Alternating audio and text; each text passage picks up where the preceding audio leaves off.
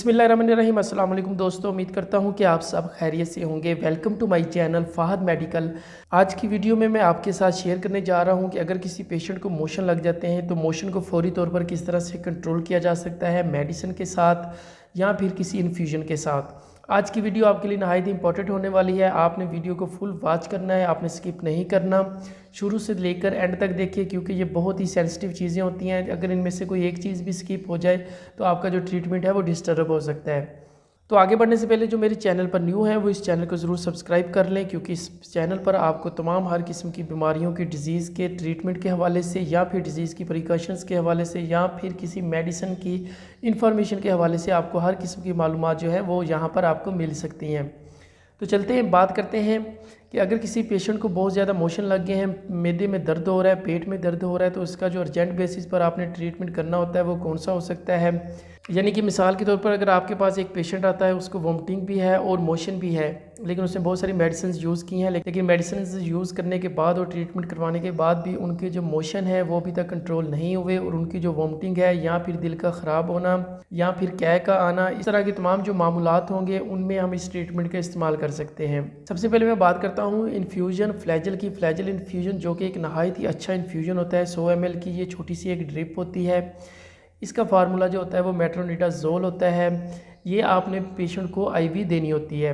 इसके देने से क्या होगा कि आपके पेशेंट का जो मोशन है वो कंट्रोल होंगे, उसके जो मैदे में पेन हो रहा है वो भी कंट्रोल हो जाएगा। यहाँ पर एक सबसे ज़्यादा पूछे जाने वाला क्वेश्चन ये है कि क्या हम मेटोमाइड इंजेक्शन को फ्लैजल इंजेक्शन में डाल सकते हैं इन्फ्यूजन में।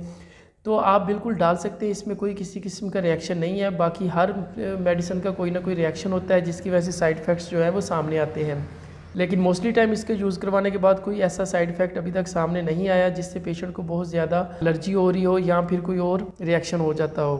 तो आपने क्या करना है कि इंजेक्शन मेटोमाइड जो है वो आपने फ्लैजल इन्फ्यूजन में मिक्स कर देना होता है, डाल देना होता है। यानी कि जैसे ही आपने इन्फ्यूजन लगाया है, फ्लैजल इन्फ्यूजन पेशेंट को दिया है, तो उसमें आप एक इंजेक्शन जो है वो मेटोमाइड का भी मिक्स कर सकते हैं।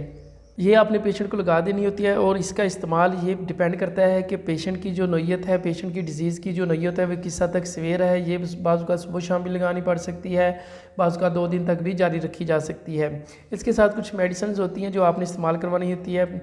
सबसे पहले आपने टैबलेट फ्लैजल लेनी होती है, जिसका इस्तेमाल आपने एक गोली 3 टाइम करना होता है। इसके साथ आपने मीडियम कैप्सूल लेना होता है, जो इस कैप्सूल का भी आप एक कैप्सूल जो है वो 3 टाइम इस्तेमाल करवाएं। इसके साथ आपने सीरम म्यूकैन का इस्तेमाल करवाना होता है, यानी कि सीरम म्यूकैन जो कि आपने पेशेंट को देना होता है 2-2 चम्मच 3 टाइम इस्तेमाल करवा सकते हैं। और इस ट्रीटमेंट को आपने 3 से 5 दिन तक जारी रखना होता है। जो इन्फ्यूजन का ट्रीटमेंट है, आपने कोशिश करनी है कि आप एक ही ड्रिप लगाएं। अगर पेशेंट की काफ़ी हद तक अगर उसकी हालत जो है वो बेहतर हो रही है तो उसके बाद आप ओरल ट्रीटमेंट पर उसको ले जाएँ। इसके साथ आपने कैप्सूल ईज़ो का इस्तेमाल करवाना होता है। 40 mg का कैप्सूल होता है। ये कैप्सूल जो है आपने खाली पेट पेशेंट को डेली की बुनियाद पर एक कैप्सूल इस्तेमाल करवाना होता है। तो और चीज़ आपके साथ शेयर करता जाऊँ, अगर इन्फेक्शन बहुत सीवियर है, बहुत हैवी किस्म का है, तो आप ज़रूरत महसूस कर रहे हैं कोई एंटीबायोटिक इंजेक्शन देने की, तो फिर आप इन्फ्यूजन जो है नोविडेट इन्फ्यूजन का भी इस्तेमाल कर सकते हैं, या फिर आप इंजेक्शन सेफ्ट्राइजोन का भी इस्तेमाल कर सकते हैं 1 ग्राम का। ये भी पेशेंट को दिया जा सकता है। इंशाल्लाह आपका जो पेशेंट है वो काफ़ी हद तक बेहतर हो जाएगा, और इसके जो रिज़ल्ट्स होंगे वो इंशाल्लाह फौरी तौर पर सामने आना स्टार्ट हो जाएंगे। एक चीज़ ज़हन में रखिएगा कि अगर आपको कोई किसी किस्म का मसला बन जाता है तो आपने जो इंजेक्शन वगैरह हैं वो आपने खुद इस्तेमाल नहीं करने होते। आपने अपने मुस्तनिद डॉक्टर से रजू करना होता है, फ़ौरन उसको चेकअप करवाना होता है। अगर वो आपके इंजेक्शन रिकमेंड करते हैं या इन्फ्यूजन रिकमेंड करते हैं या फिर कोई ड्रिप रिकमेंड करते हैं तो आपने फिर लगवानी है। तो हर मेडिसिन के बहुत ज़्यादा साइड इफ़ेक्ट्स होते हैं, तो लिहाजा इन्फ्यूजन या फिर कोई इंजेक्शन वगैरह डॉक्टर की ज़ेर निगरानी ही लगना चाहिए। Thank you so much. उम्मीद करता हूँ कि आज की वीडियो आपके लिए इन्फॉर्मेटिव होगी। मिलेंगे इंशाल्लाह अगली वीडियो में एक नए टॉपिक के साथ। तब तक के लिए इजाज़त चाहता हूँ। अल्लाह हाफिज़।